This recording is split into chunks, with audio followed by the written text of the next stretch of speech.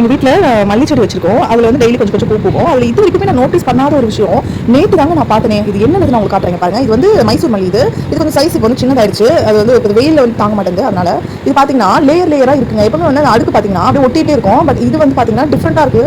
இது வந்து நம்ம அந்த ஒவ்வொரு அடுக்குமே வந்து நம்ம தனியாகவே எடுக்கிற மாதிரியாகவே இருக்குது. இது வரைக்கும் இந்த மாதிரி வந்து பூ நான் பார்த்ததே கிடையாது.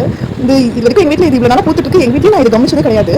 ஸோ பார்த்தீங்கன்னா எனக்கு பார்க்கறதுக்கு ரொம்ப ஆச்சரியமாக இருந்தது. இந்த மாதிரி உங்கள் வீட்டில் இந்த மாதிரி பூத்துருக்கு அப்படின்னாக்கா கமெண்ட் பண்ணுங்க. இது பார்த்தீங்கன்னா நான் உங்களுக்கு தனித்தனியாகவே எடுத்து காட்டுறேன் பாருங்க. கொஞ்சம் தான் இப்போ பூத்துட்ருக்கு. பிகாஸ் வந்து கொஞ்சம் சீசன் இப்போ வந்து இந்த இது வந்து குறைஞ்சிருக்கு.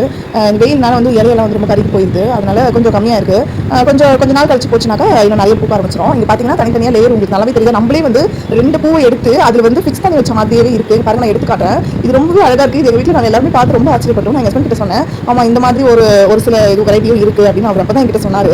சரி இதை நான் வந்து இப்போ நான் கையில் வச்சுட்டு இருக்கிறதுனால நீங்கள் வந்து நம்ப மாட்டீங்கன்னு சொல்லிட்டு நான் மறுநாளே போயிட்டு செடியிலே போயிட்டு நான் வந்து வீடியோ எடுத்துக்க அதையும் நான் காட்டுறேன். இது பார்த்தீங்கன்னா குண்டு மல்லி. இதுலேயும் அதே மாதிரி தான் இருக்குது. எனக்கு அதுதான் ரொம்பவே ஆச்சரியம்.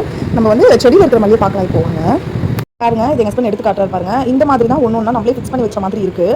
நான் இப்போ செடியில் காட்டுறேன் பாருங்க. இது வந்து மறுநாள் இது காலையில் இது நான் உங்களுக்கு கையில் பறிச்சது காட்டுறதை விட செடியிலே காட்டும்போது அது இன்னுமே வந்து ரொம்ப ஆச்சரியமாக இருக்குது. நான் பார்த்த அந்த ஒரு ஹாப்பினஸ் அந்த ஒரு இதுவாக வந்து எக்ஸைட்மெண்ட்டை நான் உங்களுக்கும் ஷேர் பண்ணணும்னு நினைக்கிறேன். நான் பார்த்த ஒரு விஷயத்தை இங்கே பாருங்கள். செடியில் இருக்குது. இது பார்த்தீங்கன்னா இந்த மைசூர் மல்லி. இது நீட்டாக இருக்கும் இல்லைங்களா? அந்த மல்லி இது பார்த்தீங்கன்னா பாருங்கள். கிட்ட பாருங்கள். அது ஒரே ஒரு காம்பு இருக்குது இல்லையா? அதுக்குள்ளே வந்து இன்னொரு பூ ஃபிக்ஸ் பண்ண மாதிரி இருக்குது. நான் கையிலே வந்து ஃபோன் வச்சுட்டு இருந்தேன். என்னால் சரியாக எடுக்க முடியல. முடிஞ்ச வரைக்கும் நான் வீடியோ எடுத்திருக்கேன். அதை பாருங்கள். இதில் பார்த்தீங்கன்னா தெரியுதுங்களா உங்களுக்கு நல்லா? அதில் வந்து நம்ம ஃபிக்ஸ் பண்ண மாதிரி இருக்குது. அடுத்து பார்த்தீங்கன்னா குண்டு மல்லி 2 செடியுமே நாங்கள் ஒன்றா வச்சிருக்கோம். இதுலேயும் பார்த்தீங்கன்னா அப்படியே தனித்தனியாக ஒவ்வொரு லேயருமே நம்மளுக்கு கண்ணில் பார்க்குற மாதிரி இருக்குது. நம்ம கண்ணில் பார்க்கறது மட்டும் இல்லாமல் நம்ம கையில் எடுக்கவே முடியுது. அந்த மாதிரி இருக்குது. நான் இந்த மாதிரி மல்லி குண்டு மல்லி அந்த செண்டு மல்லி வரும் பார்த்தீங்கன்னா அதில் வந்து அது ஒரே லேயர்லேயே எல்லாமே அப்படியே ரொம்ப பஞ்சாக தான் அப்படியே ஒட்டிக்கிட்டே இருக்குது. நான் பார்த்துருக்கேன். இந்த மாதிரி தான் நான் ஃபஸ்ட் டைம் பார்க்குறேன். இதுவும் பார்த்தீங்கன்னா அதே அந்த குண்டு மல்லி தான். இதுலேயும் பார்த்தீங்கன்னா அந்த லேயர் நல்லாவே தெரியுது பாருங்க.